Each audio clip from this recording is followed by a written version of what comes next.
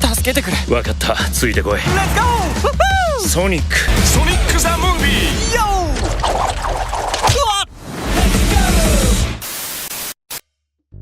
Tentando ser o mais objetivo possível, Sonic, o filme, é um clássico exemplo de um filme nota 6. Um filme bom, que não erra muito em nenhum lugar em particular, mas que também não acerta muito. É um filme bom o suficiente para entreter. E no caso do Sonic, que é um filme infantil, não tenho dúvida de que ele deve agradar ao público mais jovem. Se quiser levar seus filhos ou seus primos para assistir, imagino que eles possam gostar do que vão ver. Mas repito o que eu disse, isso sou eu tentando ser o mais objetivo possível. Porque, para ser sincero com vocês, eu gostei muito do filme do Sonic. Existem alguns motivos pelos quais, subjetivamente, eu gostei do filme. Um deles é a simples comparação entre o que o filme de fato foi e o que ele poderia ter sido. Quem acompanhou os trailers e a polêmica que houve, sabe que, originalmente, esse filme tinha um design de personagem completamente diferente para o Sonic. Não só diferente de como ficou o design final, mas também diferente de qualquer versão do Sonic oficial que exista. O design original era simplesmente feio.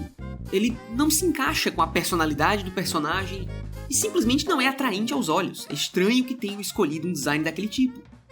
Claro que o personagem ser feio ou bonito não altera a qualidade do roteiro, mas o tipo de diretor que aprova um design daqueles para o seu personagem principal, muito provavelmente não seria o tipo de diretor que eu esperaria produzir ou aprovar um roteiro bom.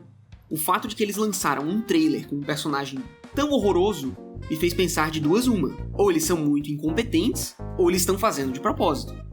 Mas o fato é que não. Toda a evidência indica que não foi de propósito. E que eles realmente acharam que aquele era um bom design, mas devido à forte repercussão negativa dos trailers, eles voltaram atrás, botaram os animadores para trabalhar muito por, se eu não me engano, 4 meses, adiaram o lançamento do filme para poder fazer com que ele fosse lançado com um design realmente bom.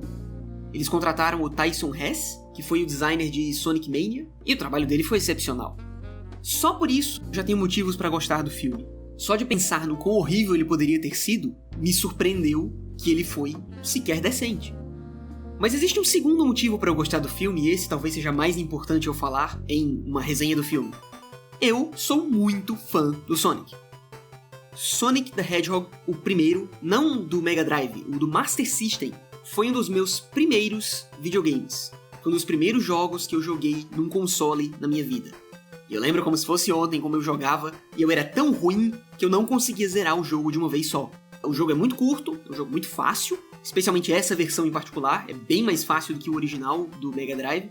Mas como eu era um moleque muito novo e muito ruim, eu tinha que deixar uma TVzinha de tubo bem pequenininha que a gente tinha no quarto ligada à noite, com o videogame ligado, para no outro dia poder voltar na fase onde eu parei e tentar zerar, até perder todas as vidas e ter que começar de novo, porque eu era ruim. E daí pra frente eu joguei muitos jogos do Sonic de lá pra cá. Joguei todos os Sonics clássicos em emuladores, joguei Sonic Heroes no PlayStation 2 e depois no PC. Num computador joguei Sonic Adventure 1 e 2 e, mais recentemente, joguei Sonic Mania, que é absolutamente fantástico, um baita jogo bom, no sentido de que é na mesma ideia dos jogos clássicos. Ele chega perto do nível de um Sonic 3 Knuckles, se vocês se importam em saber minha opinião sobre o jogo. O motivo pelo qual eu estou dizendo isso é porque o fato de eu gostar do Sonic por conta própria já me torna muito parcial com esse filme. Eu quero que ele seja bom, mais do que com outros filmes. Eu quero que esse personagem, com o qual eu tenho um certo carinho desde muito pequeno, apareça em um filme de sucesso. Eu quero que isso funcione.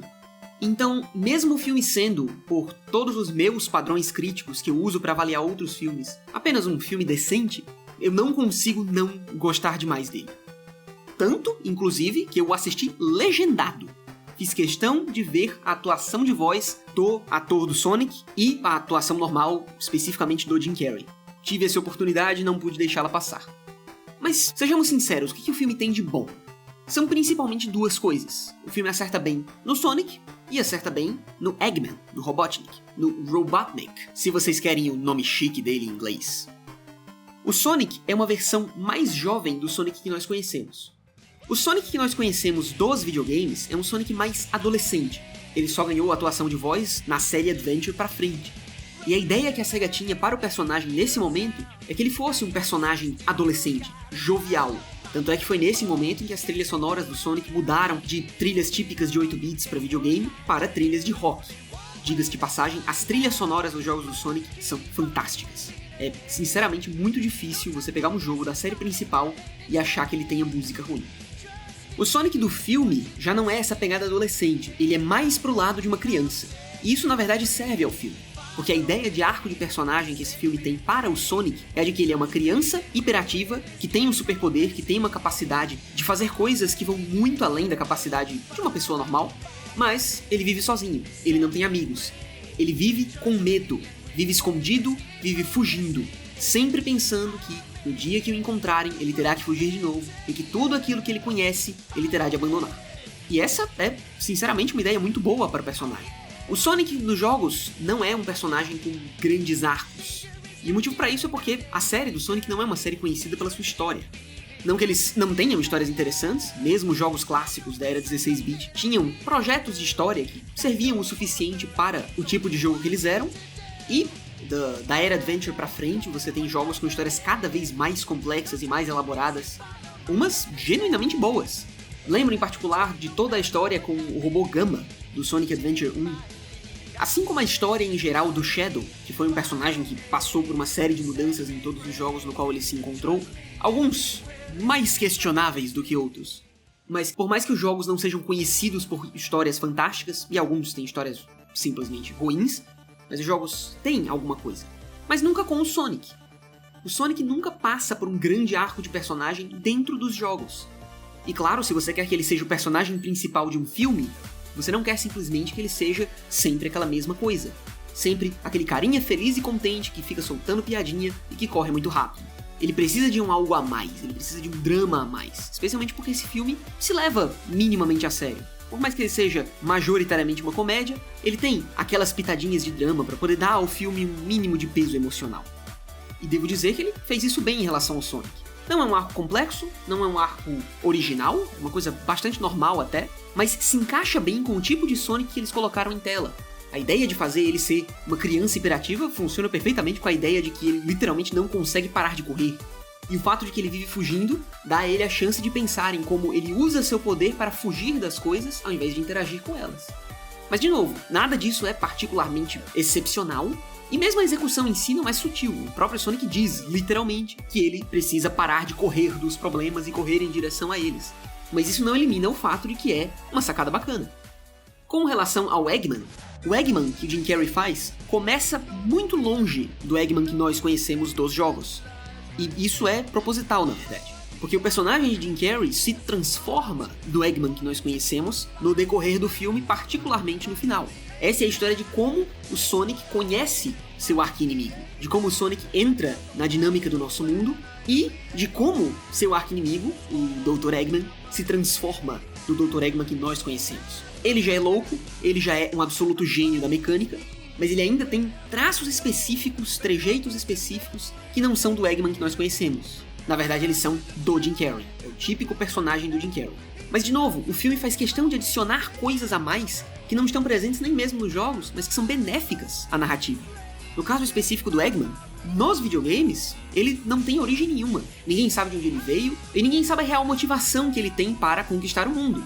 O filme dá um pouco mais de profundidade ao personagem por fazer algo muito simples. Ele dá a ele um backstory, uma história de fundo. Nada muito complexo, não tem nenhum flashback. São apenas comentários feitos no decorrer do filme, que devo dizer não são nem um pouco sutis, eles são bem na sua cara, qualquer criança entende, mas nem por isso deixam de ser acréscimos à caracterização do personagem. O Eggman desse filme é órfão. O Eggman desse filme sofreu bullying quando era mais novo. O Eggman desse filme claramente tem algum tipo de problema mental. E, somando todos esses fatores, ele chegou à conclusão de que robôs são mais confiáveis do que pessoas, porque robôs simplesmente obedecem à sua programação, e por isso ele virou esse gênio da tecnologia.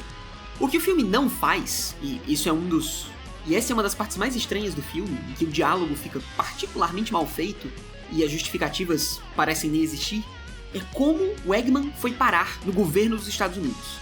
O filme não faz nenhum esforço de justificar o que danado ele tá fazendo ali, e por que estão deixando um maluco como ele, com controle total e absoluto, especialmente considerando que o exército estadunidense e exércitos em geral são extremamente burocráticos e costumam colocar supervisores e papelada e burocracia em geral. Mas nesse filme eles simplesmente soltam o Eggman e ele faz o que der na telha e destrói um monte de coisa e até que eventualmente acaba sendo apagado dos registros oficiais. É estranho que eles tenham sequer deixado que ele tenha feito isso para início de conversa. É por coisas desse tipo que esse filme não é bom com B maiúsculo, ou ótimo, como eu classifico filmes, animes, mangás e outras coisas que leio e assisto, tanto aqui no canal quanto em outras mídias sociais. Esse filme ele acerta na personalidade do Sonic, acerta na ideia do arco para o Eggman, mas tem um monte de coisas básicas de qualquer filme que ele não faz tão bem assim.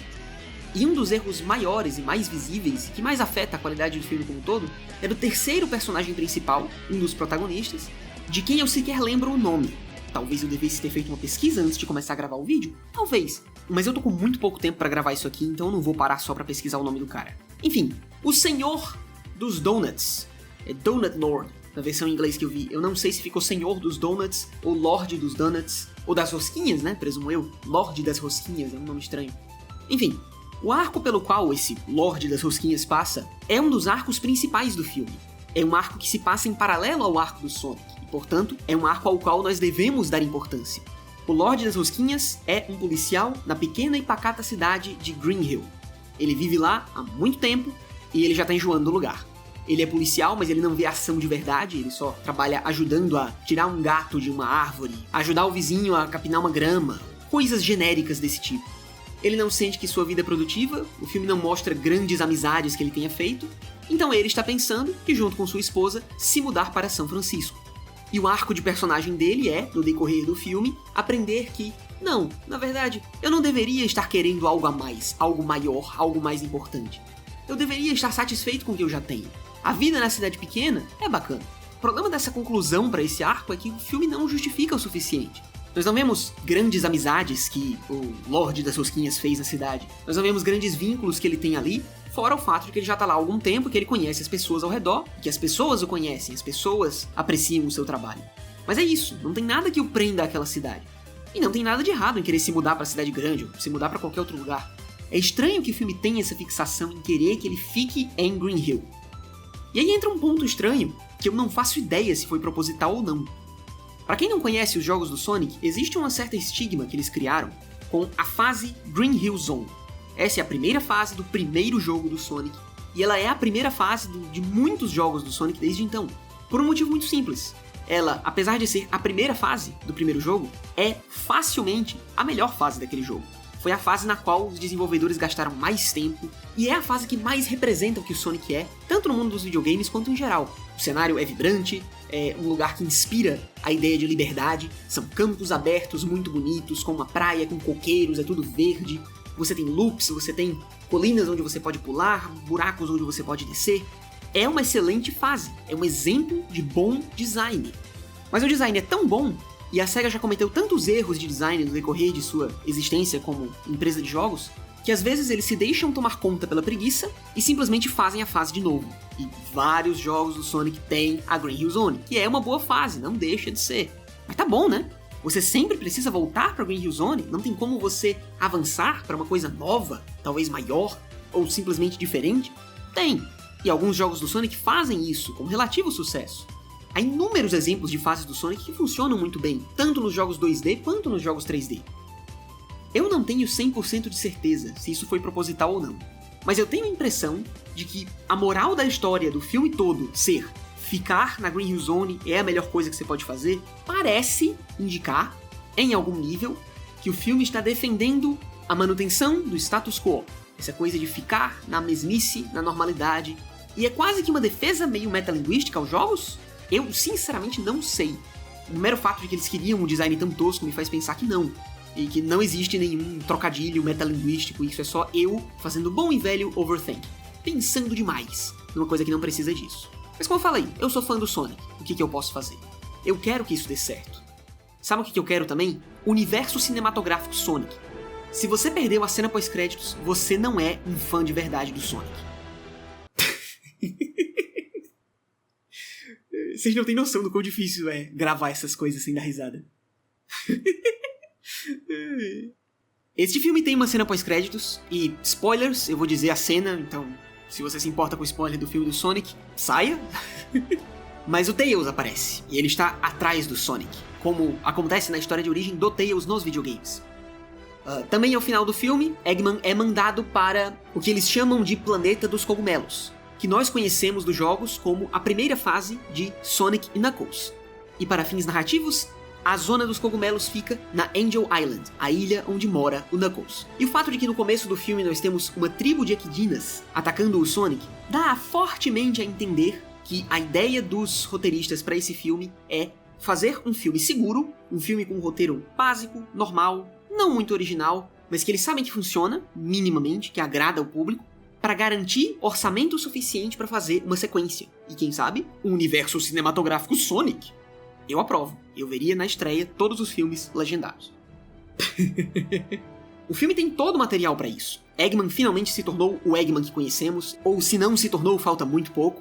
Ele está na ilha do Knuckles, o que permite a ele encontrar a Esmeralda Mestre e decidir ir atrás de seu poder. Ao mesmo tempo, encontrar as 7 Esmeraldas do Caos, que não foram introduzidas nesse primeiro filme, e tentar usar o seu poder.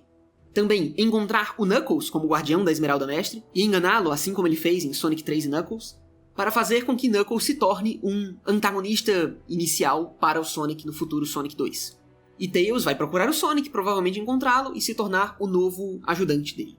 Tudo está estabelecido o suficiente para que, se esse filme tiver orçamento suficiente para fazer uma história que se passa no mundo do Sonic, e, aliás, para quem tem curiosidade, esse filme foi feito com um orçamento bastante baixo, é parte do motivo pelo qual ele se passa no mundo real, porque é mais barato de filmar, ao invés de no mundo do Sonic, como nas primeiras cenas do filme. Com o sucesso do filme, que, aliás, teve mais sucesso do que Detetive Pikachu, o que é uma surpresa pra mim, porque Detetive Pikachu não só é um filme melhor, o roteiro é bem mais complexo, ele, aliás, é muito mais original, tenta umas coisas muito diferentes, e a parte gráfica dele é muito mais bem feita, porque eles já acertaram de primeira e não tiveram que de última hora mudar tudo. Mas, pelo menos isso indica que existe um potencial para uma sequência, para um futuro. E, sinceramente, um futuro em que temos coisas boas do Sonic é um futuro no qual eu sou uma pessoa feliz. O filme do Sonic é um filme decente. Se for pra ser objetivo, eu diria que é um filme nota 6. Mas quer saber? Eu gostei demais desse filme. E no fim das contas, talvez seja isso que mais importe. Obrigado por assistirem até aqui. Eu atualmente não tenho tido tempo nenhum para fazer vídeos, o que é parte do motivo pelo qual meu canal está em hiato. Mas surgiu essa pequena janela de tempo em que eu poderia fazer isso. Meu computador que tinha quebrado agora está voltando a funcionar. Então surgiu uma oportunidade para eu fazer um videozinho rápido para falar de um dos últimos filmes que eu assisti no cinema. Eu assisti o filme novo da Arlequina também e achei bem sem graça. Não tenho ideia de se tenho interesse e de se terei tempo para gravar um vídeo sobre ele também. Provavelmente não. Para os que são curiosos para saber o que eu acho de determinado filme, assim como eu tenho a minha lista no MyAnimeList para animes e mangás, que eu leio/assisto, eu também tenho uma lista no Letterboxd, que é um site de registro de filme. Então, para quem não conhecia, vou deixar o link aí na descrição, vocês podem dar uma olhada e ver opiniões aleatórias que eu tenho de filmes. Eu não coloquei muitos filmes lá, em parte porque eu não vi tantos filmes assim na minha vida, e em parte porque muitos dos filmes que eu já vi, eu não lembro de ter visto. Conforme eu vou lembrando, eu tô adicionando eles à lista, mas a vasta maioria deles nem nota tem, porque eu vi quando era muito pequeno e não lembro o suficiente pra ter algum julgamento. Mas enfim, o site tá lá, com várias notas, e talvez isso seja interessante pra vocês. Eu tô atualmente numa maratona de filmes clássicos, tentando ver todos os grandes filmes 10 de 10, pra ver o que eu acho deles, e porque eu preciso de 10 de 10 na minha vida, cara. Todo mundo precisa de um 10 de 10 na sua vida. Ou não, vários 10 de 10 na vida. Por hoje é só. Eu ainda preciso editar esse vídeo, mas espero que tenham gostado. Até a próxima!